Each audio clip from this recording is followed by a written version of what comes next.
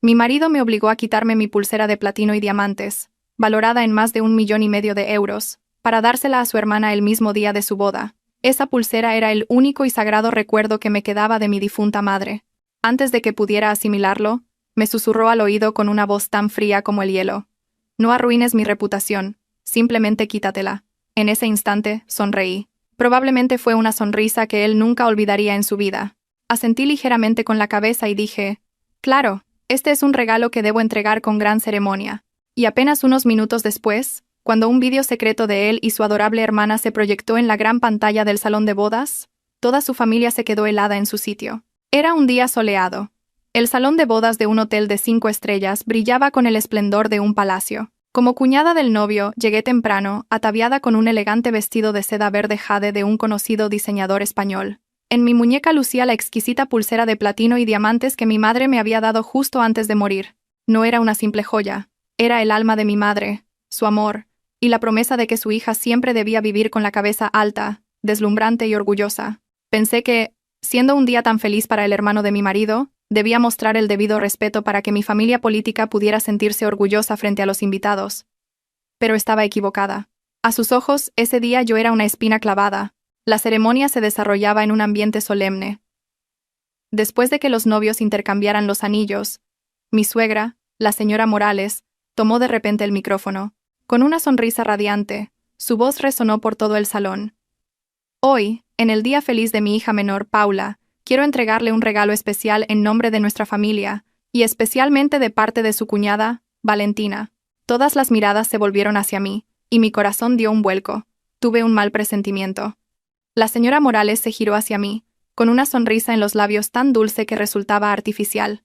Valentina, querida, eres la esposa del hijo mayor, y además eres una mujer de éxito y adinerada. Tu cuñada se casa, ¿no hay nada que quieras regalarle?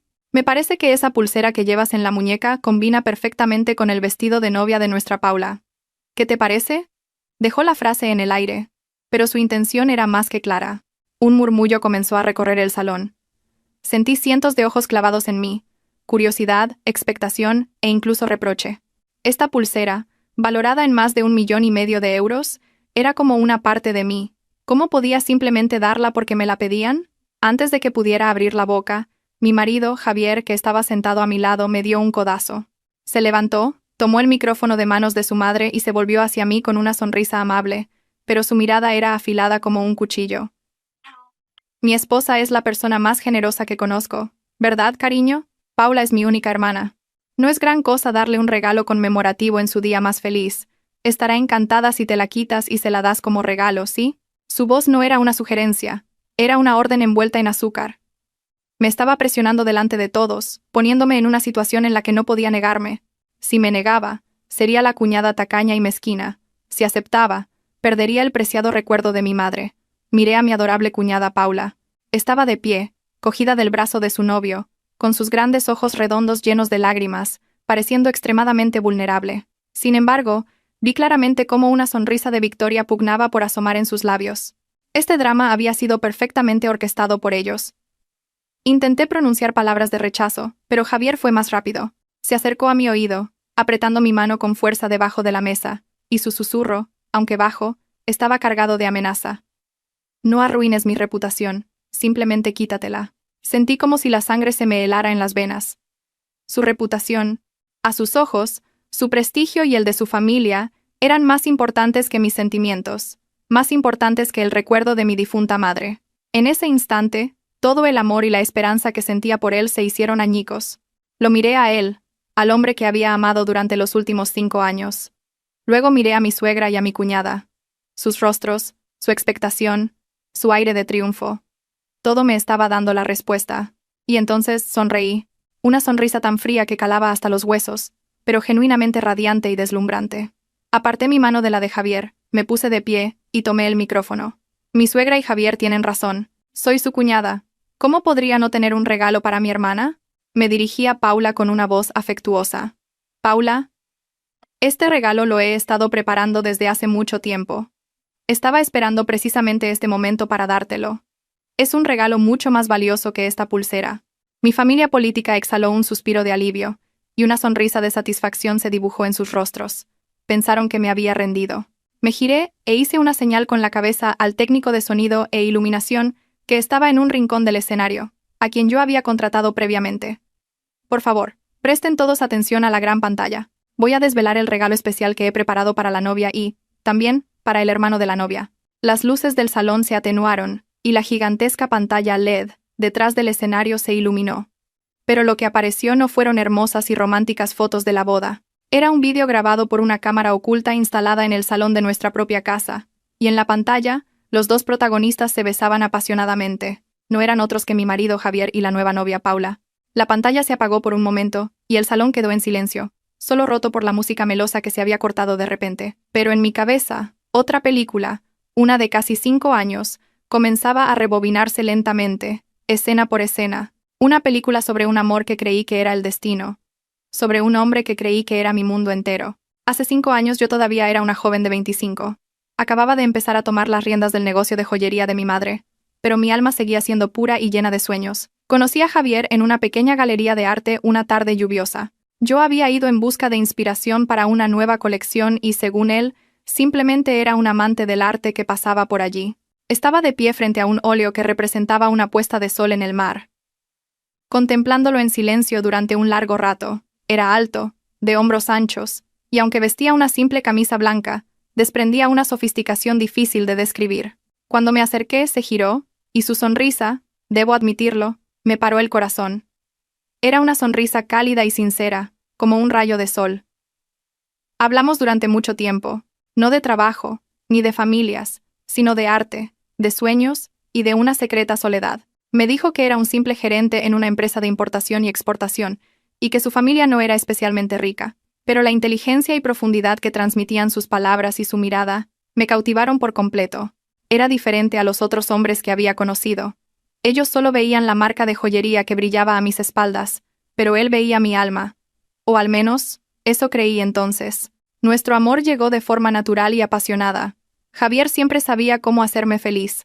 Era capaz de conducir decenas de kilómetros en mitad de la noche, solo para traerme un café con leche caliente, que yo había mencionado de pasada que me apetecía. Escuchaba durante horas con paciencia infinita mientras yo hablaba de gemas, de bocetos de diseños aún inacabados. Siempre decía que no sabía nada de diamantes, pero que sabía cuánta pasión sentía por ellos la mujer a la que amaba.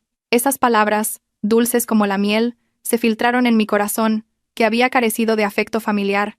Mi madre fue una mujer extraordinaria.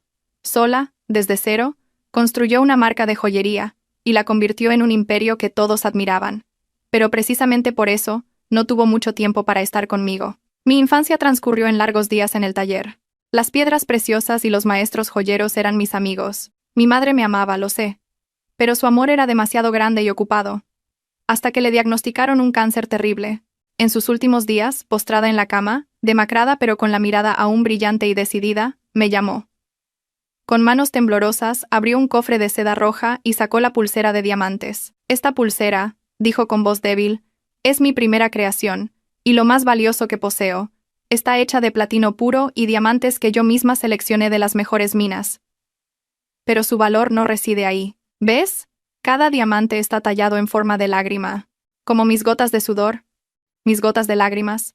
Te la doy no para que presumas, ni como dote de boda. Es un amuleto. Una promesa de que mi hija, pase lo que pase, debe brillar siempre con orgullo y esplendor, como estos diamantes, y prométeme que, por ninguna razón, te la quitarás jamás. No hasta que encuentres a un hombre que te ame y te valore más que a su propia vida. Llorando, asentí y se lo prometí. El día que mi madre murió, me puse la pulsera en la muñeca, sintiendo el frío del metal, creyendo que ella siempre estaría a mi lado, protegiéndome. Cuando llevé a Javier a casa, mi madre ya estaba en sus últimos días. Lo observó durante un largo rato, con la mirada penetrante de una mujer de negocios que lo ha visto todo. Luego, me tomó la mano y dijo algo que todavía resuena en mi mente. Ese chico. Sus ojos parecen sinceros, pero su alma es demasiado profunda para que yo pueda ver a través de ella. Ten cuidado. En aquel momento pensé que mi madre era desconfiada porque me quería demasiado. Ignoré su advertencia y confié en mi amor. Nuestra boda se celebró 6 meses después de su muerte. No fue ostentosa, pero sí cálida. Ese día, frente al retrato de mi madre, Javier se arrodilló, tomó mi mano y dijo, «Mamá, no te preocupes, cuidaré y protegeré a Valentina en tu lugar». Llevaremos juntos el negocio que dejaste, y nunca permitiré que sufra ningún daño. Qué magnífica y sincera sonó su promesa aquel día. Su voz, su mirada, todo era impecable. Le creí. Le creí por completo. No sabía que esa promesa era también parte de su actuación, una obra de teatro planeada desde hacía mucho tiempo en la que yo, la ingenua protagonista, actuaba sin saber nada. La película en mi mente se detuvo. La imagen de Javier arrodillado frente al retrato de mi madre se desvaneció, superponiéndose con su rostro en el escenario, tratando fríamente de arrebatarme el recuerdo de mi madre. El murmullo del salón me devolvió a la realidad. Todas las miradas seguían fijas en la gran pantalla, donde la primera escena de mi regalo especial comenzaba a aparecer. La sonrisa de Javier y Paula, que hasta hace un momento rebosaba triunfo y satisfacción, ahora comenzaba a congelarse lentamente. No sabían que aquello era solo el principio de la pesadilla que ellos mismos habían construido con tanto esmero. Una pesadilla que, esa noche, quemaría todas sus mentiras hasta reducirlas a cenizas. Después de la boda, nuestra vida fue una dulce luna de miel. Javier realmente cumplió sus promesas. Me cuidaba con esmero, se levantaba antes que yo cada mañana para dejar un vaso de agua tibia en mi mesita de noche. Escuchaba con paciencia mis historias sobre la presión y el trabajo que conllevaba ocupar el puesto de dirección que mi madre había dejado. Se convirtió en mi pilar, mi refugio donde podía descargar todo mi cansancio y mis agobios. Creía que era la mujer más feliz del mundo, pero esa felicidad era como la escarcha de la madrugada, hermosa pero efímera. La calma comenzó a romperse el día que la hermana de Javier, Paula, apareció en nuestra casa con una maleta. Se presentó en nuestra puerta una tarde de fin de semana. Era menuda, vestía un sencillo vestido de flores y llevaba el pelo largo recogido en una coleta suelta. Sus grandes ojos redondos estaban llenos de lágrimas, dándole un aspecto infinitamente desvalido y digno de lástima. «Valentina, hermano», dijo, rompiendo a llorar amargamente en cuanto nos vio. He suspendido los exámenes de la universidad. Mis padres en el pueblo me han regañado muchísimo. No tenía a dónde ir, así que no me quedaba más remedio que venir con vosotros. Javier se apresuró a abrazar a su hermana, consolándola como a una niña. Ya está, tu hermano está aquí. Nadie te va a regañar. La casa de tu hermano es tu casa. Viendo la escena del reencuentro entre hermanos, sentí compasión. Pensé que la pobre chica acababa de sufrir un golpe, y que como cuñada, debía ser comprensiva y acogerla durante un tiempo. No tenía ni idea de que aquellas lágrimas eran el prólogo de una obra meticulosamente calculada, y que estaba dejando entrar en mi casa a un lobo con piel de cordero. Durante los primeros días, Paula se comportó como una cuñada muy dulce y educada. Siempre me trataba con un respeto exquisito, y se ofrecía a ayudar en las tareas del hogar. Decía que se sentía mal por ser una carga para su hermano y para mí, y que quería ayudar en lo que pudiera. Su diligencia y buenos modales me causaron una excelente impresión. Empecé a tratarla como a una hermana pequeña. Le compraba ropa bonita, la llevaba a comer a sitios deliciosos e incluso empecé a buscarle una academia para que pudiera cumplir su sueño de estudiar diseño de moda. Pero poco a poco, empecé a notar que algo no iba bien. La amabilidad de Paula siempre venía acompañada de una torpeza difícil de entender. Un día rompió un jarrón de cerámica de gran valor que yo apreciaba mucho, y se arrodilló en el suelo, llorando. Lo siento mucho, Valentina. Trabajaré para pagártelo, te lo prometo. Otro día, mientras yo mantenía una importante videoconferencia con un socio extranjero, derramó accidentalmente un vaso de zumo de naranja sobre mi portátil, arruinándolo todo. Cada vez que ocurría algo así, antes de que yo pudiera reaccionar, Paula comenzaba su actuación. Lloraba, se culpaba a sí misma por ser torpe e inútil. Y en esos momentos, mi marido Javier aparecía al instante, como un ángel guardián. Sin preguntar qué había pasado, se apresuraba a abrazar a su hermana, y luego me lanzaba una mirada acusadora. ¿Qué le has hecho para que llore así? Ha sido un accidente. No tienes por qué ser tan dura con ella. Mira cómo llora asustada por tu culpa. Yo me quedaba atónita. No había dicho ni una sola palabra, pero a los ojos de mi marido, yo ya era la cuñada malvada que atormentaba a su pequeña e indefensa hermana. Cuando intentaba explicarme, Javier no me escuchaba. Déjalo ya. Si el jarrón se ha roto, compraremos otro. Si el portátil está estropeado, lo arreglaremos. No hieras sus sentimientos por cosas materiales. Ella está sola aquí. Nosotros somos su única familia. Miré a los dos hermanos, uno protegiendo y defendiendo, la otra acurrucada en los brazos de su hermano, lanzándome una mirada de miedo que, solo yo podía percibir, estaba teñida de triunfo. Un escalofrío recorrió mi interior. Comencé a darme cuenta de que en esta guerra invisible, Yo había perdido desde el principio. No podía competir contra lágrimas calculadas y una fragilidad fingida. Estos incidentes se hicieron cada vez más frecuentes. Todos los conflictos, grandes o pequeños, en la casa terminaban siendo culpa mía. Era mi culpa por ser demasiado estricta, demasiado exigente, por no comprender a la pobre hermana de mi marido. Javier empezó a hablarme cada vez menos. Las cenas familiares se volvieron asfixiantes. Él y Paula tenían su propio mundo. Susurraban, reían y se divertían. Yo sentada a su lado me sentía como una extraña, una intrusa. Intenté hablar seriamente con Javier. Le dije que necesitaba ser un poco más objetivo, pero solo recibí suspiros y palabras hirientes. Siempre lo ves todo de forma negativa. Ella es solo una niña. Es simple e inocente. ¿Por qué tienes que estar tan a la defensiva? ¿O es que te molesta que viva con nosotros? Su pregunta fue como una daga en mi corazón. ¿Qué había hecho mal al acoger a su hermana? ¿Qué había hecho mal al tratarla como a mi propia familia? ¿O mi único error fue confiar demasiado? ¿Y ahora esa confianza estaba estrangulando mi matrimonio? Supe que la grieta había comenzado a abrirse. Pequeña, pero lo suficientemente grande para que un tercero se colara.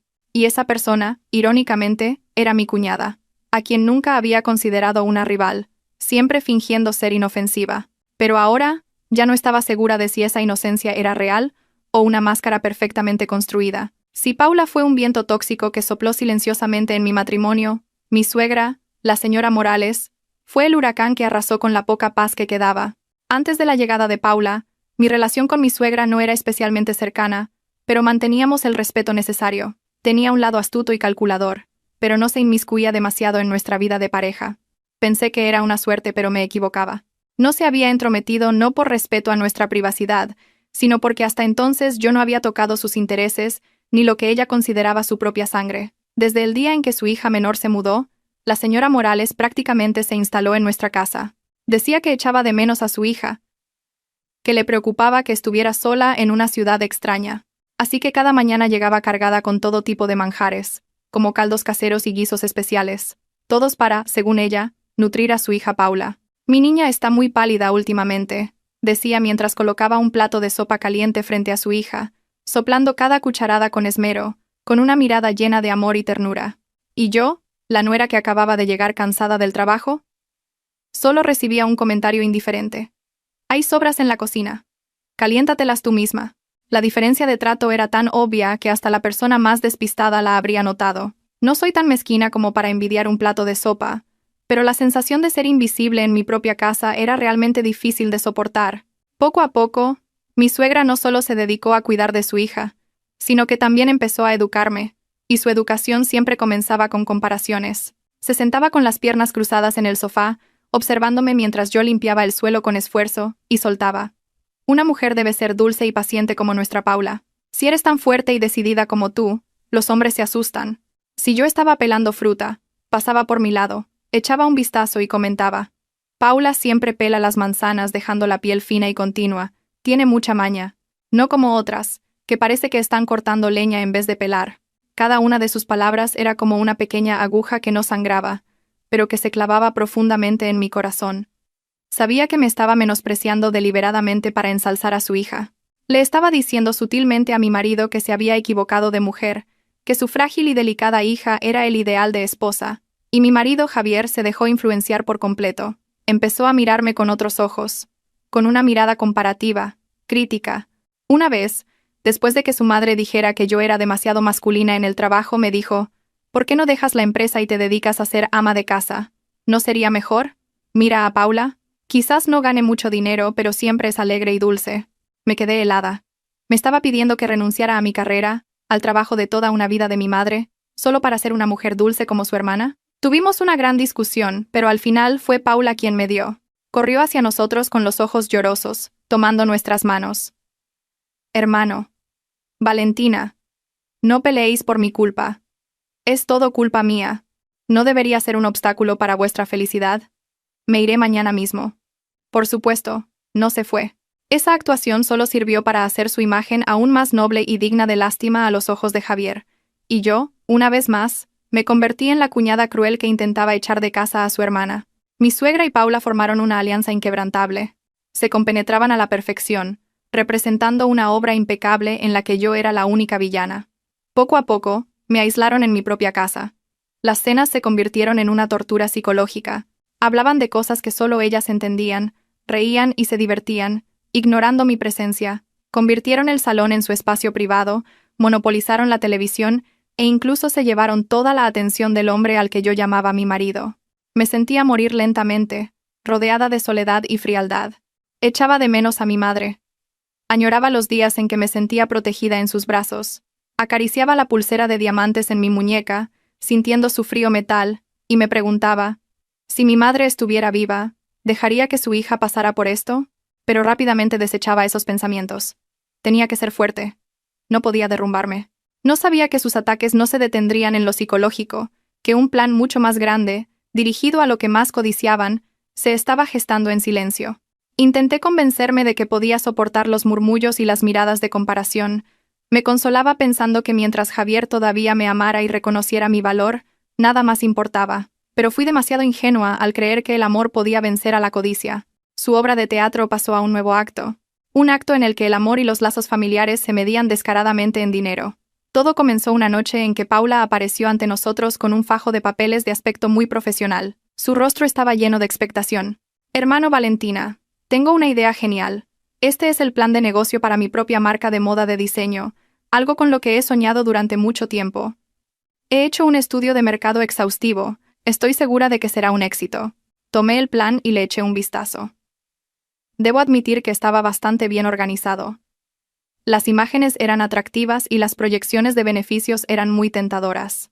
Pero como alguien con experiencia en negocios, vi de inmediato que había muchos puntos poco realistas.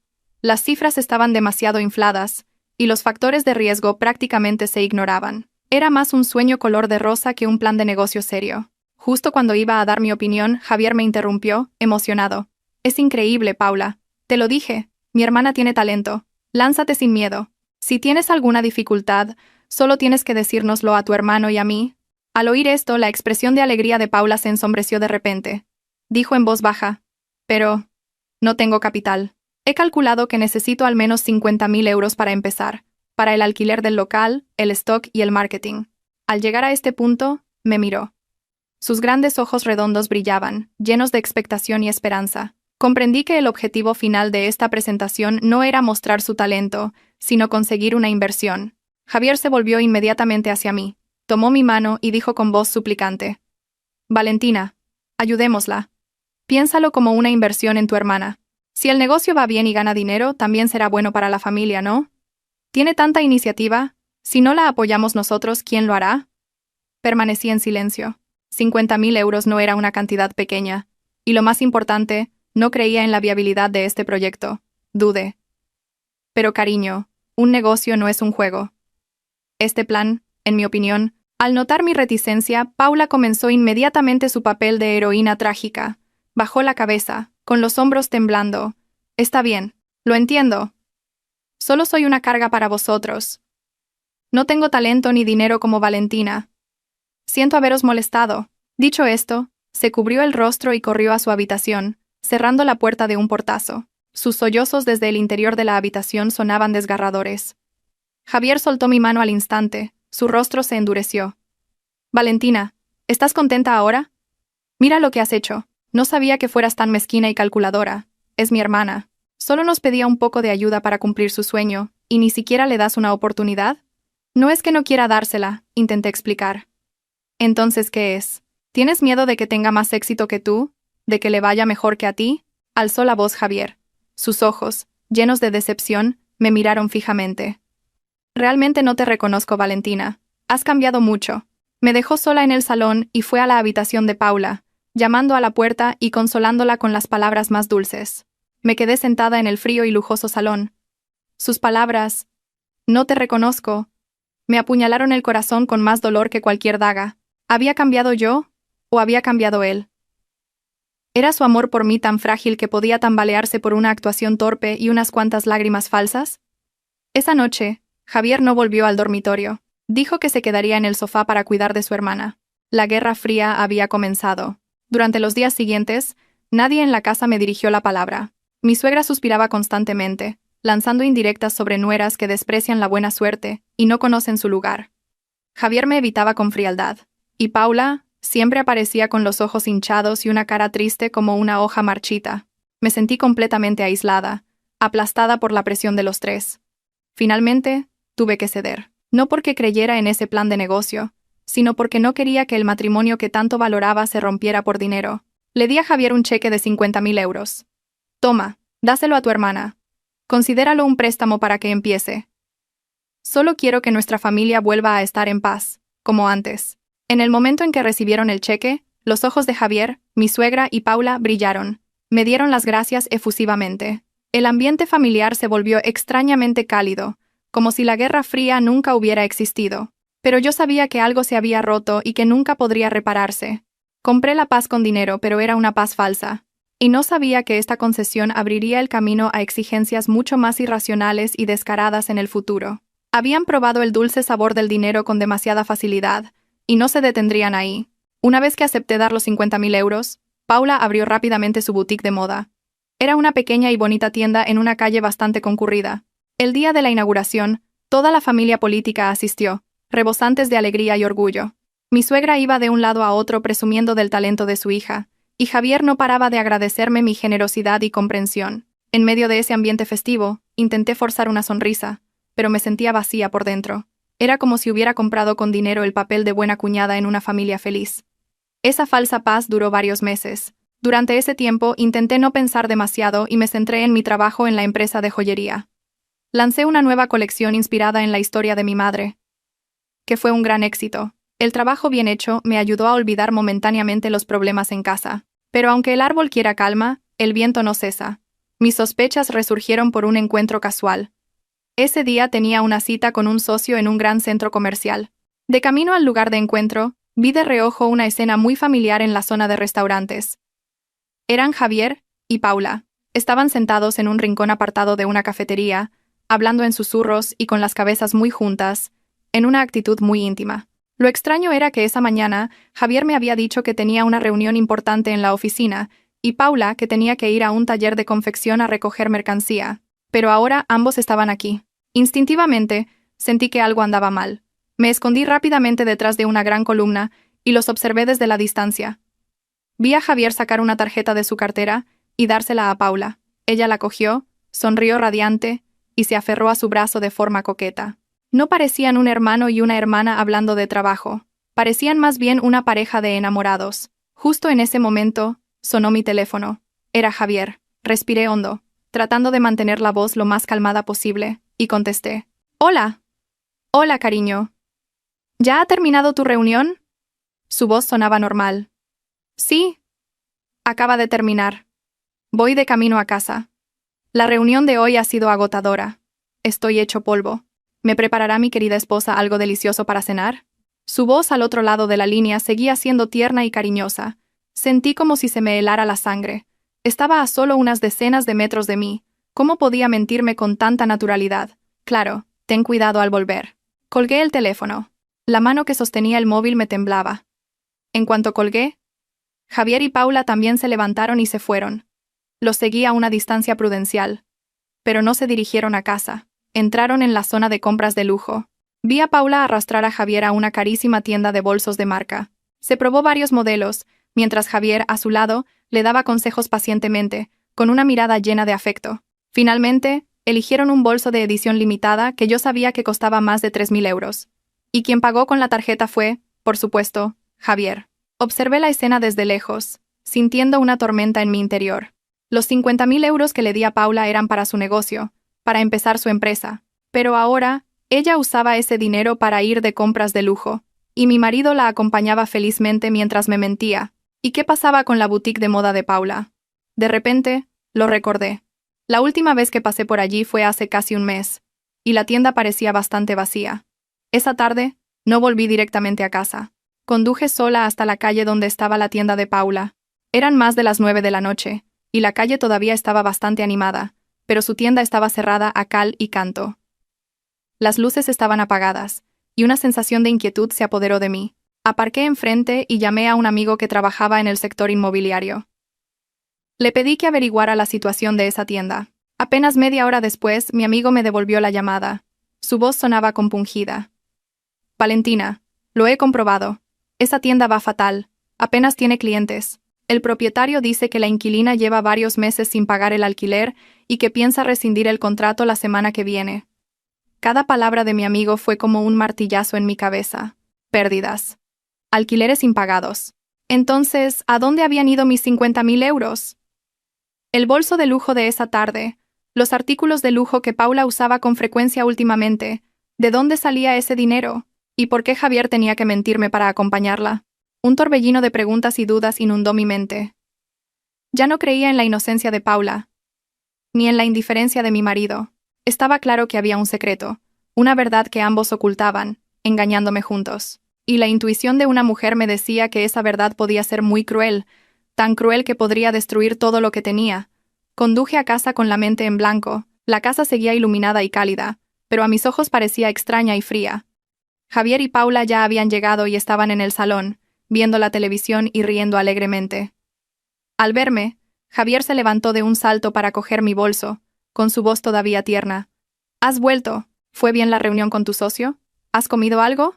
¿Te caliento la cena? Lo miré, a su rostro atractivo, a sus ojos cariñosos, y por primera vez sentí una oleada de náuseas. ¿Qué tan buen actor era? ¿Cuántas caras diferentes podía tener en un solo día? Negué con la cabeza, diciendo que estaba un poco cansada y que quería ir a mi habitación a descansar. No quería verlos. No quería oír sus voces ni un segundo más. Esa noche me acosté en la cama. A mi lado estaba el hombre al que todavía llamaba mi marido, pero en mi corazón se desataba una tormenta. La escena en el centro comercial, la mentira de Javier por teléfono, la noticia de que la tienda de Paula estaba en quiebra, todo daba vueltas en mi cabeza. No pude dormir. Sabía que no podía seguir viviendo en esta ambigüedad y sospecha. No podía dejarme manipular por las lágrimas de Paula y las palabras dulces de Javier. Tenía que descubrir la verdad. Costara lo que costara, ya no era la mujer ingenua y débil, cegada por el amor. La vena empresarial de mi madre, la determinación y la razón de una directora, resurgían con fuerza en mi interior. Cuando el dolor y la decepción llegaron a su punto álgido, en lugar de hundirme, se transformaron en un frío coraje. A la mañana siguiente, le dije a toda la familia que tenía que ir a Barcelona por 2 días para cerrar un contrato importante. Era mentira. No iba a ir a ninguna parte. Necesitaba crear un espacio vacío, un escenario vacío, para que los actores de mi casa pudieran mostrar su verdadera naturaleza. Al oír que me iba lejos, mi suegra y Paula no pudieron ocultar su alegría. Javier fingió estar triste. Me abrazó en el aeropuerto, dándome todo tipo de recomendaciones, representando una conmovedora escena de despedida. Pero vi claramente el alivio en sus ojos. Pensaban que cuando el gato no está, los ratones bailan. Pero no sabían que este gato no se había ido a ninguna parte. Simplemente se había escondido en un rincón, observando en silencio. Después de despedirme de ellos, en lugar de ir al aeropuerto, conduje hasta una tienda de equipos de alta tecnología. Compré un despertador digital de diseño moderno. Parecía normal, pero en su interior había una microcámara capaz de grabar vídeo y audio en alta definición y que podía conectarse a mi teléfono móvil para ver en tiempo real. Esos serían mis ojos y oídos dentro de mi propia casa. Volví a casa al anochecer. Cuando toda la familia salió a cenar, coloqué el reloj en el mueble de la televisión del salón. Era una posición perfecta para tener una vista completa del espacio. Luego me registré en un hotel de lujo cercano, en una habitación con vistas a mi casa. La vigilancia había comenzado. Esa noche, a través de la pantalla de mi teléfono, los vi regresar. Traían comida deliciosa y una botella de vino. Pusieron música, rieron y charlaron. El ambiente era como una fiesta para celebrar mi ausencia. Después de la cena, mi suegra se fue a su habitación, dejando a Javier y Paula solos en el salón, y entonces, la escena que más temía, la más horrible, se desarrolló ante mis ojos. Javier atrajo a Paula hacia él, y comenzaron a besarse apasionada y salvajemente. Sus manos recorrían su cuerpo sin cesar, mientras ella le rodeaba el cuello con los brazos, respondiendo seductoramente. No eran un cuñado y una cuñada, eran amantes consumidos por el deseo. Me quedé inmóvil en mi habitación de hotel. El teléfono casi se me cae de las manos. Las lágrimas brotaron, pero no salió ningún sollozo. Este dolor era tan inmenso que superó el umbral de la resistencia y se convirtió en un entumecimiento extremo. Mi intuición era correcta. Su intimidad no era afecto fraternal, era una relación inmoral y pecaminosa, una doble traición de una crueldad inimaginable. Había criado una víbora, había albergado al enemigo en mi propio seno, y ahora, esa misma víbora, junto con mi marido, me clavaba sus colmillos más venenosos en el corazón. Pero lo horrible no terminó ahí. Después de su encuentro se recostaron en el sofá, y su conversación, cada palabra que llegó a mis oídos a través del micrófono de la cámara, fue la última puñalada que mató por completo mi alma. No solo disfrutaban de sus encuentros secretos a mis espaldas, sino que estaban tramando un plan mucho más aterrador.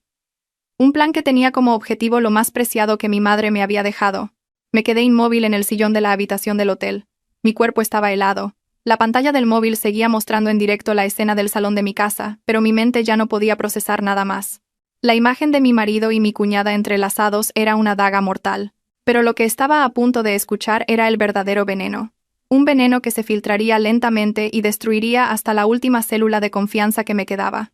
Tras la pasión, se recostaron en el sofá. Paula apoyó la cabeza en el hombro de Javier y habló con una voz mimosa, pero cada palabra que pronunciaba era afilada como una cuchilla de afeitar. Cariño, mi tienda está a punto de que la cierren. Los acreedores no paran de llamar, estoy tan asustada. Javier suspiró, acariciándole el pelo.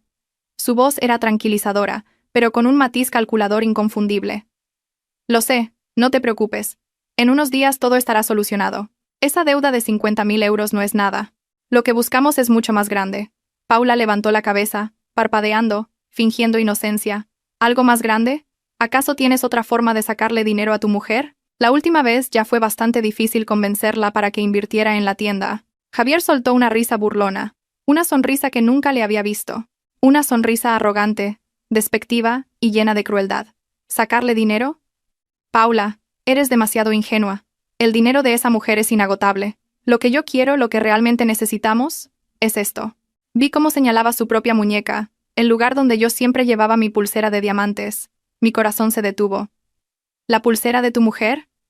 La voz de Paula se alzó, llena de sorpresa y codicia. Exacto. Javier asintió. Su voz se volvió más grave, como el siseo de una serpiente. ¿Sabes cuánto vale eso? Más de 1,5 millones de euros. Es el legado de su madre. Lo más preciado que tiene. Si conseguimos venderla, tú y yo podremos irnos a donde queramos, a vivir como reyes sin tener que rendir cuentas a nadie. Casi dejé de respirar. Su plan no era solo sacarme dinero para sus caprichos. Pretendían arrebatarme lo único sagrado que mi madre me había dejado. Pretendían arrancarme el alma. Paula todavía parecía dudar. Pero, eso es como una parte de ella. ¿Cómo se la vamos a quitar? Nunca me la daría. En circunstancias normales, sería imposible, sonrió Javier. Pero en una situación especial es diferente. La boda de nuestro primo es pronto, ¿verdad? Ya lo he hablado con mamá. Ese día, en medio del salón de bodas, delante de todos los invitados y familiares, mamá se levantará y le pedirá que se quite la pulsera y te la dé a ti, como regalo de boda para su cuñada. ¿Crees que se atreverá a negarse? Si se niega, quedará como una cuñada tacaña y mezquina. ¿Y si acepta? Se rió con regocijo. Esa pulsera será tuya. Un plan tan cruel y perfecto. Lo habían calculado todo, desde usar la presión pública y familiar hasta atacar mi sentido del decoro. Sabían que yo no querría montar una escena en un día feliz para otros. Sabían que estaría acorralada. Todo mi cuerpo temblaba, no de miedo sino de rabia. El hombre que había amado, la cuñada por la que había sentido lástima, ¿cómo podían sentarse juntos y discutir con tanta calma una conspiración tan vil para robar el legado de mi madre? Javier, ¿estás seguro? La voz de Paula todavía tenía un ligero matiz de preocupación. 100% seguro, afirmó Javier. Mamá está de acuerdo. Tú eres su favorita. Dice que Valentina es solo la nuera, una extraña al fin y al cabo, mientras que tú eres su hija de sangre. Si no te da a ti la fortuna familiar, ¿a quién se la va a dar? Cuando tengamos el dinero, mamá se vendrá con nosotros. Empezaremos una nueva vida, toda la familia. Extraña, hija de sangre. Esas palabras me taladraron los oídos como 1000 agujas. Mi suegra, a la que siempre había respetado, la que siempre fingía ser comprensiva, también era parte de esta farsa. No solo era cómplice, era una de las instigadoras. Todas sus comparaciones anteriores, su favoritismo, todo tenía un propósito. Eran una familia. Una verdadera familia con un objetivo común. Explotarme hasta el final. Bajé la cabeza. Las lágrimas caían sin control. Este dolor ya no era decepción. Era desesperación. Estaba completamente sola, rodeada por una manada de lobos con piel humana. No solo querían mi dinero, querían destruirme, arrebatarme mi pasado y el amor que mi madre me había dado. Su conversación continuó. Hablaron de a dónde irían después de vender la pulsera, de comprar una casa, un coche, de la vida de lujo que llevarían. Sus voces estaban llenas de expectación y emoción, como si planearan un viaje y no un cruel robo. No pude seguir escuchando. Apagué la pantalla del móvil y lo tiré sobre la cama. La lujosa habitación del hotel de repente se sintió asfixiante como una tumba. Caminé de un lado a otro.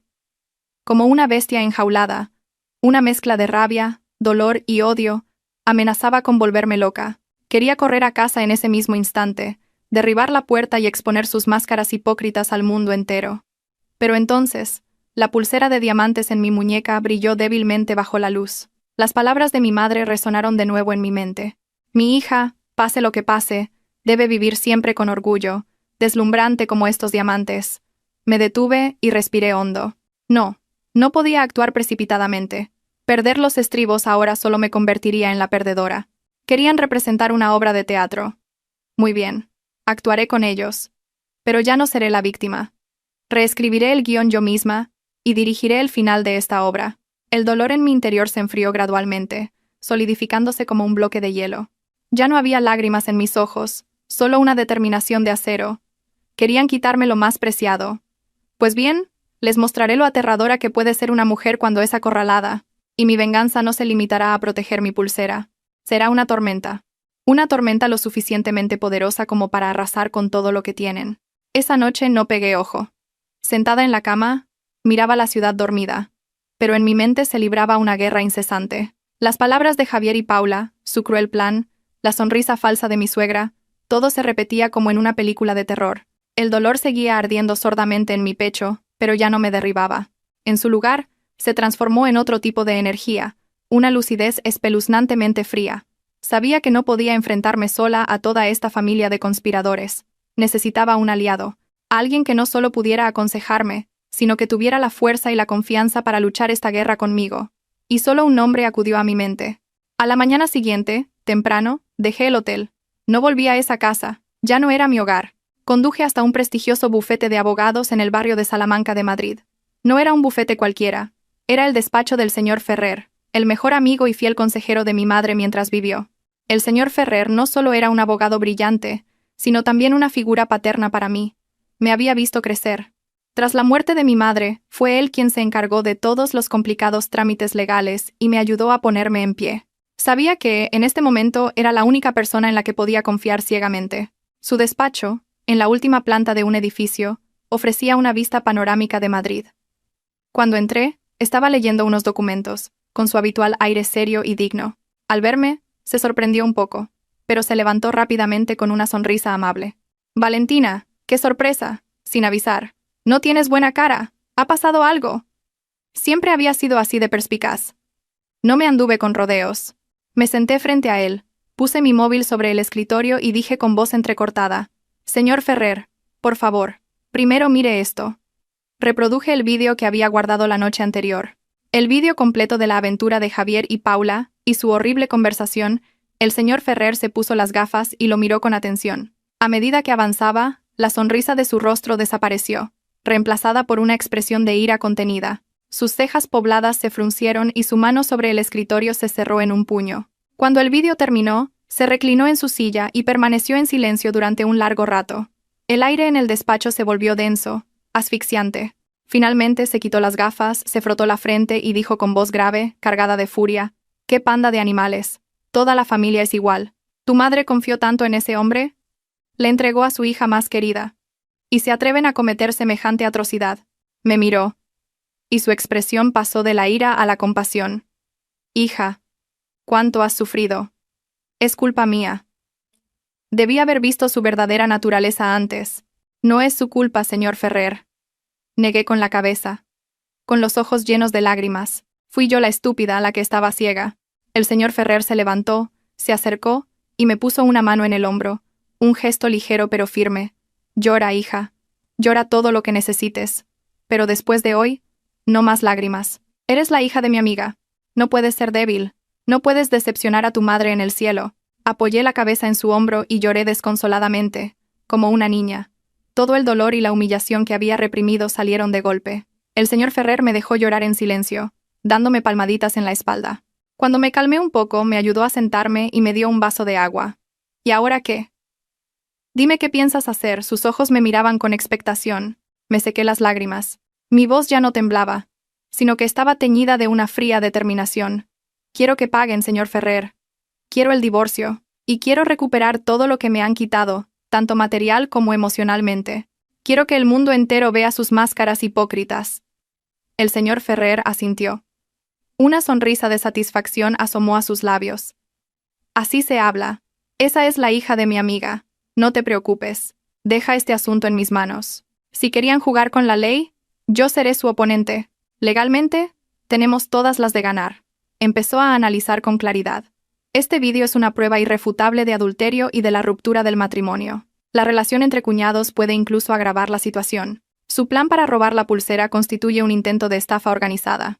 No solo podemos divorciarnos y recuperar todos tus bienes, sino que también podemos enviarlos a la cárcel.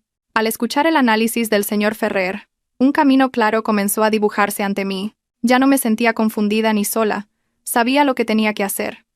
Pero señor Ferrer, dije, no quiero que esto termine de una forma tan simple. No quiero que acabe solo con un juicio. Quiero que sientan lo mismo que ellos querían hacerme sentir a mí, la humillación y la vergüenza delante de todo el mundo. El señor Ferrer me miró, y en sus ojos vi comprensión. Entiendo. Quieres un gran final. De acuerdo. Entonces reescribamos juntos el guión de esta obra. Y así, esa mañana, en el despacho del señor Ferrer, se forjó un plan de venganza meticuloso y cruel. Nuestro objetivo no era solo quitarles las máscaras, sino destruir todo lo que tenían. Su honor, sus relaciones y su futuro. El señor Ferrer movilizó a su mejor equipo de abogados y a hábiles investigadores privados para ayudarme. En esta guerra, ya no estaba sola. Al salir del bufete, me sentí renacer. El dolor seguía ahí, pero ahora estaba protegido por una fría armadura. Sabía que el camino que tenía por delante no sería fácil, pero estaba preparada, y el primer paso de mi plan, irónicamente, era volver a esa casa y seguir actuando. El papel de la mansa oveja que espera su día en el matadero, mi última actuación. Esa tarde, conduje de vuelta a la casa de la que había huido desesperada apenas 2 días antes, pero esta vez, mi mentalidad era completamente diferente. Ya no era la víctima que escapaba, sino la cazadora que regresaba a la guarida del tigre con una trampa meticulosamente preparada. Respiré hondo antes de meter la llave en la cerradura. Al abrir la puerta, lo primero que vi fue a Javier y Paula sentados en el sofá. Ambos parecían un poco ansiosos e inquietos. Al verme, se sobresaltaron y se pusieron de pie de un salto. Javier corrió hacia mí, tomó mi mano, y dijo con una voz que mezclaba culpa y alegría: «Valentina, has vuelto. ¿Dónde has estado estos 2 días? ¿Sabes lo preocupado que estaba? No contestabas al teléfono, estuve a punto de llamar a la policía». Era un actor magnífico. Su expresión de preocupación era genuina. Su voz temblaba de emoción. Si no lo hubiera oído y visto con mis propios ojos, quizás mi corazón habría vacilado de nuevo. Pero ahora, solo me parecía ridículo. Retiré mi mano con suavidad, esforzándome por parecer cansada y abatida. Solo estuve unos días en casa de mis padres. Necesitaba tiempo para pensar. Paula también se acercó, agarrando mi brazo con sus grandes ojos llorosos. «Valentina, no te enfades más con mi hermano. Es culpa mía. Todo es culpa mía. No deberías irte de casa así por mi culpa. Me asusté mucho». De nuevo las lágrimas. De nuevo la expresión de vulnerabilidad. La misma táctica que había usado innumerables veces para manipular a su hermano y ponerme en aprietos. Pero esta vez, no la dejaría salirse con la suya. La miré y esbocé una sonrisa débil. «No es tu culpa, Paula. Es mía. Últimamente he estado muy estresada con el trabajo. He estado dándole demasiadas vueltas a las cosas. Siento haber preocupado a toda la familia». Mi reacción los descolocó por completo. Estaban preparados para una discusión, para reproches, para mis acusaciones. Pero en lugar de eso, me eché toda la culpa, fingiendo ser débil y necesitada de protección. La sorpresa era evidente en sus rostros. Javier se apresuró a abrazarme y consolarme. «No, no digas eso. Es culpa mía. No he prestado atención a tus sentimientos. Me alegro mucho de que hayas vuelto. En el futuro, si algo te preocupa, dímelo directamente. No te vayas así. De verdad que no puedo soportarlo». Me abrazó, pero yo solo sentí un frío espeluznante. Apoyé mi cabeza en su hombro, pero mi corazón estaba lleno de un desprecio infinito. Mi actuación había comenzado. Desde ese día, me convertí en otra persona. Me volví más callada, más frágil, más dependiente de Javier. Dejé de discutir con él por cualquier cosa. Para todas las decisiones de la casa, grandes o pequeñas, le pedía su opinión. Dejé de volcarme en el trabajo de la empresa, y pasé más tiempo en casa, cocinando sus platos favoritos, cuidándolo con esmero. Me transformé en la esposa tradicional que mi suegra siempre había deseado. Mi cambio de 180 grados dejó a mi familia política muy satisfecha. Empezaron a bajar la guardia. Creyeron que, tras el shock emocional, había comprendido el valor de la familia, que conocía mi lugar, y que ya no era la mujer fuerte y difícil de controlar. No sabían que, detrás de mi papel de esposa ingenua y obediente, estaba llevando a cabo mi plan en silencio. Cada día, dedicaba tiempo a llevar un diario detallado de todas las actividades de la casa. ¿Dónde iba Javier? ¿Qué hacía? ¿Con quién hablaba? ¿Qué compraba Paula? ¿De dónde salía el dinero? ¿Qué decía mi suegra? Todo lo registraba meticulosamente, esperando el día en que se convirtiera en prueba ante un tribunal. También empecé a sacar el tema sutilmente. Fingí estar entusiasmada con los preparativos de la boda de Paula, preguntando activamente sobre la elección del vestido, las fotos, la reserva del banquete. Paula. Una boda es el evento más importante de la vida. Tiene que ser por todo lo alto, le dije durante una cena con voz sincera. Si necesitas ayuda de tu cuñada, solo tienes que decirlo. Ya sea económicamente o de cualquier otra forma. La esposa del hermano mayor no puede permitir que la hermana pequeña quede mal. Al oír esto, a Paula le brillaron los ojos. Ella y mi suegra intercambiaron una mirada significativa. Pensaron que este pez tonto había picado el anzuelo por completo. Empezaron a quejarse de las dificultades, de cómo la familia del novio, aunque de buena posición, no quería gastar demasiado en la boda. Insinuaron que Paula necesitaba una gran suma de dinero para quedar bien ante su nueva familia política. Yo solo sonreía y escuchaba, fingiendo compasión y prometiendo que lo consideraría. Sabía que mi trampa estaba empezando a funcionar. Cuanto más generosa me mostrara, más revelarían su codicia. Y no me detuve ahí. Usando la confianza que había reconstruido, empecé a acceder a sus secretos más profundos. Puse la excusa de que necesitaba usar el ordenador de Javier por trabajo. Y cada vez que lo hacía, instalaba hábilmente un software de rastreo que copiaba todos sus datos y su historial de navegación. Descubrí cosas aún más horribles que el vídeo de esa noche. Correos electrónicos con otras víctimas, otros planes de estafa que estaba tramando. Resulta que yo solo era uno de sus muchos negocios. Su verdadera naturaleza era inimaginablemente cruel y depravada. Sentada frente al ordenador, leí cada correo. Mi corazón ya no sentía dolor. Solo una rabia extrema. Estas pruebas no solo eran suficientes para enviarlo a la cárcel, sino también para arrancarle la máscara delante de toda la sociedad. Mi actuación continuó. Seguía siendo la esposa virtuosa, la buena cuñada, pero a sus espaldas, la red legal y la tormenta mediática, tejidas por el señor Ferrer y por mí, se hacían cada día más grandes y densas. Ellos, todavía ebrios con su sueño de extorsión, no tenían ni idea de que el día del juicio final estaba a la vuelta de la esquina, y me preguntaba cuándo se darían cuenta de que la oveja que estaban engordando era en realidad un lobo que esperaba el momento de destrozarlos a todos. El tiempo pasó volando, y faltaba menos de una semana para la boda de Paula. Nuestra casa era un hervidero de actividad. Familiares y amigos de mi suegra y de Paula no paraban de ir y venir, discutiendo detalles, probándose vestidos y repartiendo invitaciones. Habían convertido mi casa en el centro de planificación del evento, y a sus ojos, yo era como una abnegada mayordoma. Acepté todo de buen grado. Me metí en la cocina para preparar deliciosos platos para los invitados. Charlé amablemente con ellos e incluso acompañé a Paula a un spa para un tratamiento de belleza preboda. Mi actitud sumisa los convenció por completo. Empezaron a discutirlo todo delante de mí, sin la menor cautela, como si yo no existiera. Y esa era la oportunidad que estaba esperando. En esas conversaciones, me enteré de todos los detalles de su plan para el día de la boda. Habían reservado el salón de bodas más lujoso de la ciudad, pedido un menú carísimo e invitado a muchas personalidades influyentes. Todo era para aparentar, para demostrar a la familia del novio que Paula no era una cualquiera, y la fuente de financiación de todo ese lujo, por supuesto, esperaban que fuera yo. También me enteré del programa exacto de la ceremonia. Desde el desfile nupcial hasta la ceremonia en sí, y la parte más importante, la proyección de un vídeo que narraba la historia de amor de los novios. Ese era el eslabón más débil, el punto donde yo podía asestar el golpe definitivo. Unos días antes de la boda, Paula me dijo con voz melosa: «Cuñada, yo no entiendo nada de estas cosas de vídeos, y mi hermano está siempre muy ocupado. ¿Podrías encargarte tú de esta parte? Tienes un gran sentido estético, y se te da bien la tecnología. Seguro que lo haces mucho mejor que yo». Fingí estar encantada y acepté de inmediato. «Claro, no te preocupes por eso. Déjamelo a mí. Te prepararé un vídeo tan conmovedor y sorprendente que te garantizo que todos los presentes llorarán de felicidad». Paula, Eufórica, me abrazó y me dio las gracias repetidamente. No sabía que las lágrimas que pronto derramaría no serían de felicidad, sino de humillación y vergüenza. Inmediatamente me puse en contacto con el equipo técnico del salón de bodas. Les informé que, como cuñada de la novia, yo era la responsable total de la parte del vídeo. Les pedí acceso al sistema de proyección y programé un ensayo para el día anterior. Por supuesto, le di una generosa propina al jefe de técnicos, diciéndole que todo debía ser perfecto y sin ningún fallo. El jefe, pensando que yo era una clienta generosa y profesional, accedió de inmediato e incluso prometió guardar el secreto sobre el regalo sorpresa que estaba preparando. Mi plan era sencillo. Preparé 2 archivos de vídeo diferentes.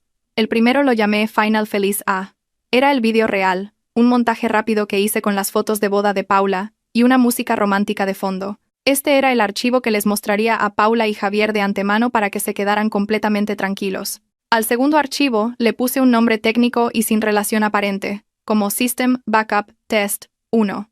Esta era mi verdadera arma. Contenía el vídeo de la cámara oculta con todas las conversaciones y los actos pecaminosos de Javier y Paula, editado profesionalmente por un experto que el señor Ferrer había contratado. Incluso añadimos subtítulos incisivos que exponían todas sus conspiraciones y mentiras. La tarde antes de la boda, fui al salón de bodas para el ensayo. Con la ayuda del jefe de técnicos pude cargar fácilmente el archivo System, Backup, Test, 1 en lo más profundo de su sistema de servidores principal. Incluso creé unos comandos falsos para que cuando el operador hiciera clic en el archivo de vídeo de boda normal, el sistema redirigiera automáticamente la ruta y reprodujera mi archivo. Todo quedó oculto bajo la apariencia perfecta de un error técnico casual. Todo estaba listo.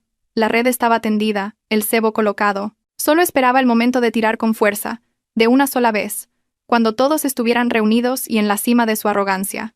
Esa noche, la última antes de la boda, la familia política celebró una pequeña fiesta.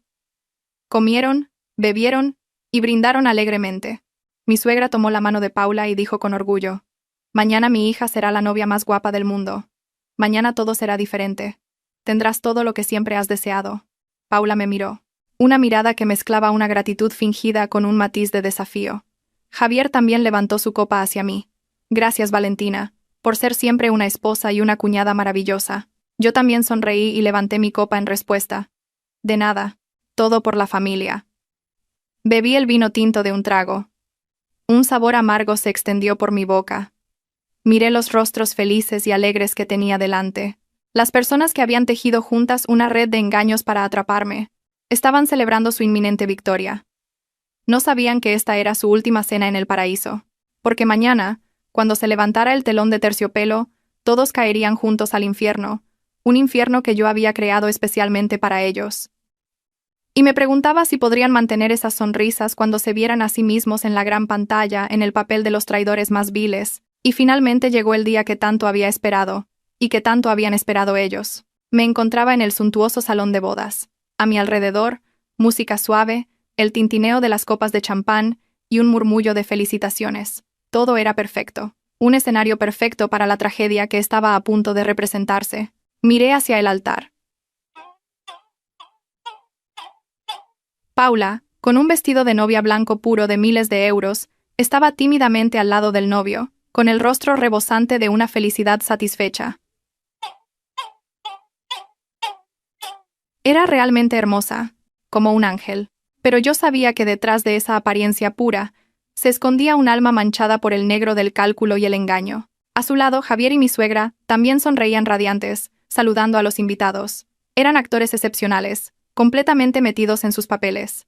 Mi suegra interpretaba el papel de la suegra que adora a su nuera, elogiándome constantemente delante de sus amigos y socios comerciales. Es la esposa de mi hijo mayor, guapa y capaz. Quiere a nuestra Paula como si fuera su propia hermana. Incluso ha organizado toda esta boda ella sola. Javier interpretaba el papel del hermano ejemplar y el marido comprensivo. Siempre se mantenía a mi lado, con gestos considerados como un ligero abrazo por los hombros o un susurro cariñoso de vez en cuando. Se esforzaban por construir ante el mundo la imagen de una familia perfecta, armoniosa, y que se amaba mutuamente. Todo era para allanar el camino para el acto final, el acto que me convertiría en una persona mezquina si no hacía el sacrificio. La ceremonia transcurrió sin problemas. Después de los ritos tradicionales, el maestro de ceremonias, con voz emocionada, pidió a los novios que dijeran unas palabras. Y tal como yo había escuchado en su guión, después del discurso del novio, mi suegra, la señora Morales, subió al escenario. Tomó el micrófono, con los ojos llenos de lágrimas y la voz entrecortada. Queridos invitados, familiares y amigos, hoy, en el día más importante de mi hija menor, Paula, mi corazón está lleno de alegría, pero también de un poco de tristeza. Mi hija ha crecido y se casa, abandona el nido. Solo espero que en su nuevo hogar sea siempre amada y protegida. Hizo una pausa, secándose delicadamente las comisuras de los ojos con un pañuelo. Todo el salón guardó silencio, conmovido por este sagrado amor maternal. Luego, se volvió hacia mí con una mirada cariñosa. Nuestra familia tiene mucha suerte de tener una nuera tan filial y capaz como Valentina. No eres una nuera, eres una hija, la hija mayor de esta casa. Sé que siempre quieres a tus hermanos pequeños. Hoy que tu hermana se casa, estoy segura de que también has preparado un regalo significativo para bendecirla, ¿verdad? Sus palabras fueron increíblemente astutas. No lo pidió directamente, sino que me puso en una situación en la que yo tenía que dar el paso. Todas las miradas, todos los objetivos de las cámaras se volvieron hacia mí.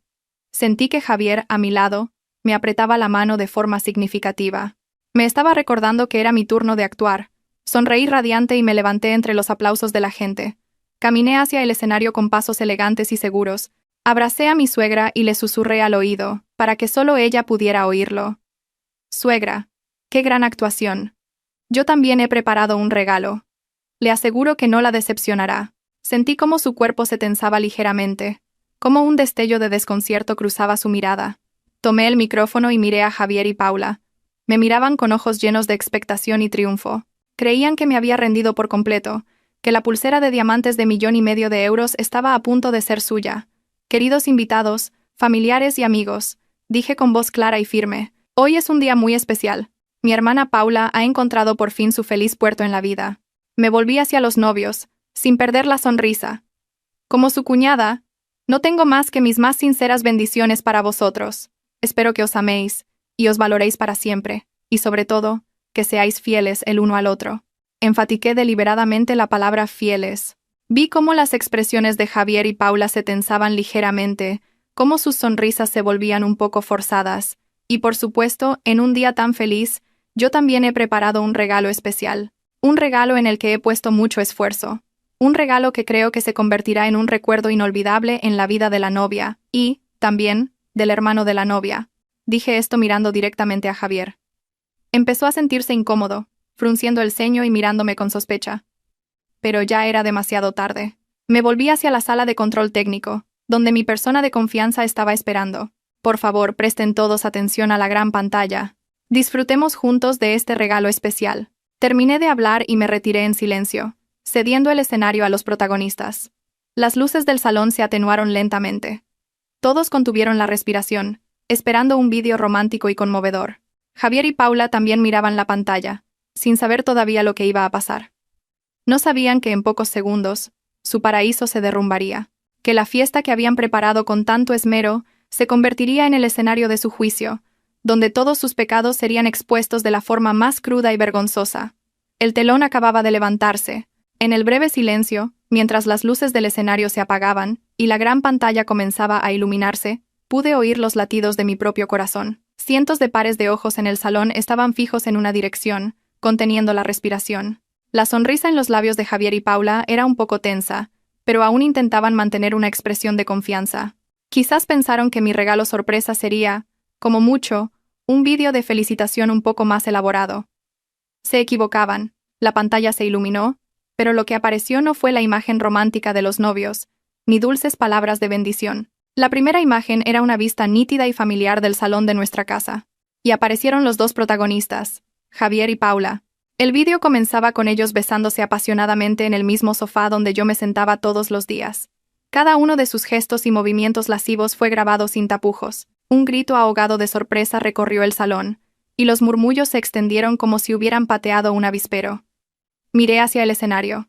La sonrisa en el rostro de Paula se había congelado por completo. Se quedó allí, petrificada, con la cara pálida como el papel. El novio a su lado pasó del asombro al shock, y luego a la furia. Miró a su esposa con incredulidad.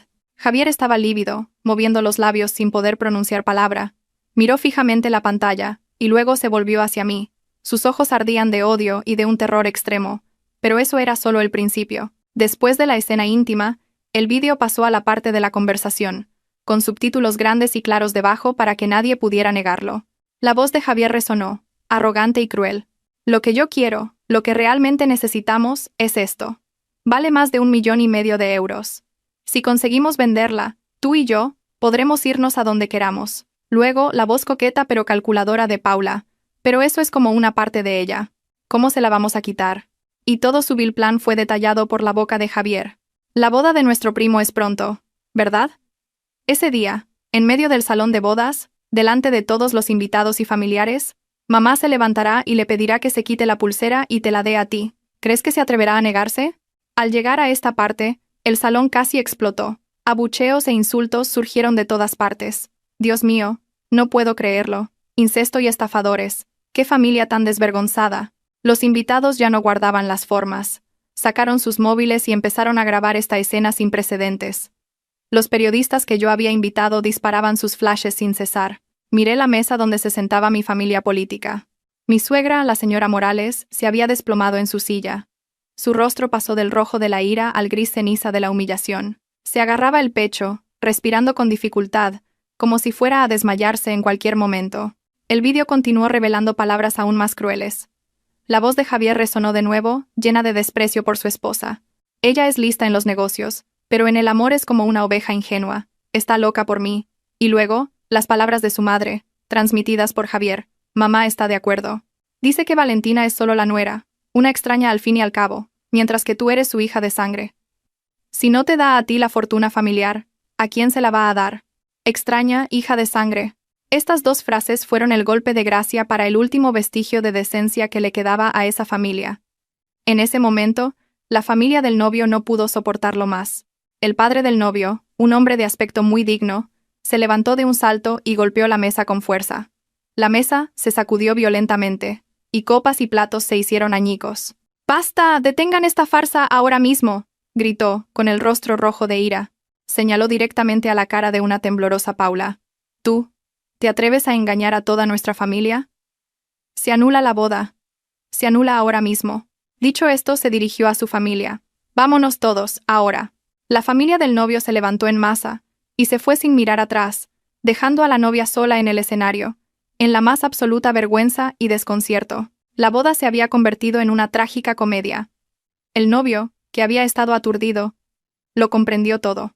Le arrancó el ramo de las manos a Paula, lo tiró al suelo, y se abalanzó sobre Javier, dándole un puñetazo. «Bastardo, ¿te atreves a acostarte con mi mujer?» Se desató una pelea en el escenario. El personal de seguridad tuvo que intervenir para separarlos. Paula se derrumbó en el suelo, llorando amargamente, y mi suegra se desmayó.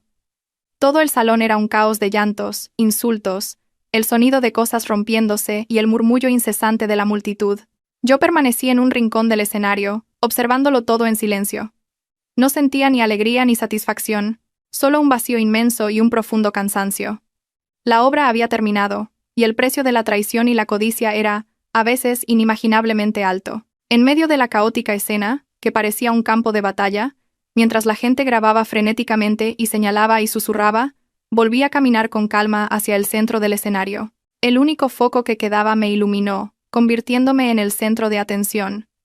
Recogí el micrófono que había caído al suelo, y soplé ligeramente para probarlo. El leve sonido amplificado por los altavoces silenció de repente el ruidoso salón. Todas las miradas se volvieron hacia mí, desde los curiosos invitados hasta el personal de seguridad que intentaba contener la pelea, y por supuesto, los protagonistas de la tragedia. Javier, que había recibido un puñetazo del novio, estaba sentado en el suelo con el labio sangrando. Me miró, y en sus ojos ya no había odio, sino una profunda derrota y un vacío absoluto. Paula seguía sollozando, pero ahora solo eran gemidos impotentes. La señora Morales, ayudada por algunos parientes, estaba en un rincón, todavía en estado de shock. Recorrí el salón con la mirada, y luego hablé, lenta y claramente, enfatizando cada palabra. Lamento haber arruinado su fiesta. Empecé, con una voz desprovista de emoción. Pero creo que hay verdades que, por muy feas y dolorosas que sean, deben salir a la luz. El regalo que acaban de ver no es una actuación. Es la verdad. Una pequeña parte de la verdad sobre la familia en la que una vez creí con todo mi corazón. Miré directamente a la familia del novio, que aún no se había ido y estaba en la salida. Señor, y a toda su familia. Les pido disculpas sinceramente por la gran humillación que mi familia les ha causado. Lamento no haberles advertido antes, pero creo que es mejor un dolor agudo y rápido que acoger en su familia a personas sin ninguna integridad. El padre del novio, que antes estaba furioso, ahora me miraba con otros ojos. Una mezcla de respeto y un ligero agradecimiento. Me asintió levemente, se dio la vuelta con decisión y se llevó a su familia. Luego, me volví hacia Javier, el hombre al que una vez había amado con todo mi ser. Javier. Lo llamé por su nombre, un nombre que no había pronunciado correctamente en mucho tiempo. Me preguntaste por qué había cambiado. Sí, he cambiado. Cambié el día que me di cuenta de que el amor que te profesaba era, a tus ojos, solo un sentimiento ingenuo y estúpido, del que podías aprovecharte. Cambié el día que descubrí que el hombre con el que iba a pasar el resto de mi vida estaba planeando, junto a su propia hermana, robar el recuerdo más sagrado de mi madre. Levanté la mano y toqué ligeramente mi pulsera de diamantes. Esto no es algo a lo que ustedes puedan ponerle precio. Es el amor, el honor y el alma de mi madre. Y ustedes no son dignos de tocarlo. Hice una pausa, dejando que mis palabras calaran en los presentes. Y entonces, lancé mi declaración final, el golpe de gracia. A partir de este momento, yo, Valentina, declaro oficialmente terminado mi matrimonio con el señor Javier Morales. Presentaré unilateralmente una demanda de divorcio. Y eso no es todo. Miré a Javier, y luego a Paula, y dije con una voz helada. El vídeo completo, junto con todas las pruebas de su adulterio, su relación incestuosa y su intento de estafa y robo de bienes, serán entregados a la policía el próximo lunes por la mañana a través de mi abogado. No solo perderán su honor, sino que también pagarán las consecuencias legales de sus actos. Las palabras consecuencias legales parecieron ser el último golpe. Paula levantó la cabeza bruscamente, y su rostro manchado de lágrimas ahora mostraba un terror absoluto. Javier también tembló. Se arrastró hacia mí, intentando agarrar mi vestido. Valentina, Valentina, por favor, no lo hagas. Me equivoqué. Haré lo que quieras. Pégame, insúltame, lo que sea. Pero por favor, no me lleves a un callejón sin salida. Su voz era una súplica patética, pero ahora solo me producía más asco.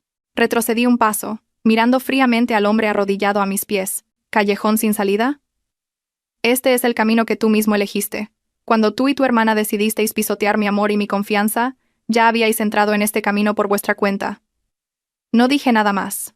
Dejé caer el micrófono, me di la vuelta y me fui sin mirar atrás. Pasé junto a los restos del ramo destrozado, bajo las miradas atónitas de los invitados, y salí de ese salón de bodas ostentoso, pero lleno de hipocresía. El señor Ferrer me esperaba en la puerta. Me puso un chal sobre los hombros, cubriendo mi cansancio y mi frialdad. Se acabó, hija. Vamos a casa, dijo con voz cálida. Asentí, y lo seguí hasta el coche. A mis espaldas, solo quedaban cenizas, una obra de teatro con un final humillante. Sabía que a partir de mañana, la vida de esa familia se hundiría en la oscuridad, pero ya no me importaba. Lo único que me importaba ahora era mi futuro. El cielo nocturno de Madrid seguía lleno de luces brillantes, y supe que un nuevo capítulo de mi vida, un capítulo sin mentiras ni traiciones, estaba comenzando de verdad. Pero no imaginaba que las secuelas de la tormenta que había desatado revelarían otro secreto impactante, relacionado con la inmensa fortuna de mi madre. Durante los días posteriores a esa trágica boda, no leí periódicos ni entré en redes sociales. Me permití un verdadero descanso. Me alojé en la mansión junto al río que mi madre me había dejado, pasando los días leyendo, escuchando música y paseando por el jardín, cuidando personalmente los rosales que tanto amaba. El señor Ferrer se encargó de todo en mi nombre.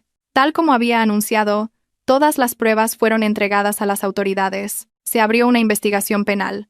La noticia del escándalo de la familia Morales se extendió como la pólvora, convirtiéndose en el tema de conversación más candente. La empresa donde trabajaba Javier lo despidió de inmediato para proteger su imagen. La reputación de su familia quedó completamente destruida de la noche a la mañana. Aproximadamente una semana después, el señor Ferrer vino a verme. Su rostro mostraba una extraña preocupación. Puso un fajo de documentos frente a mí. «Valentina, hay algo que debes saber», dijo con seriedad. En el proceso de recopilar información para la demanda, nuestro equipo revisó de nuevo todos los activos y transacciones de la empresa de tu madre. Y hemos encontrado algo extraño. Mi corazón dio un vuelco. «¿Qué ocurre, señor Ferrer?» El señor Ferrer me deslizó una copia de un antiguo extracto bancario. Esta es una cuenta de inversión de hace 6 años, poco antes de que tu madre falleciera. Echa un vistazo. Tomé el papel y recorrí las cifras con la mirada. Me quedé helada al ver una transacción por una suma enorme, casi 3 millones de euros, transferida a una cuenta personal. El nombre del beneficiario era Raúl Morales, el padre de Javier. No podía creer lo que veía. ¿Cómo? ¿Cómo es posible?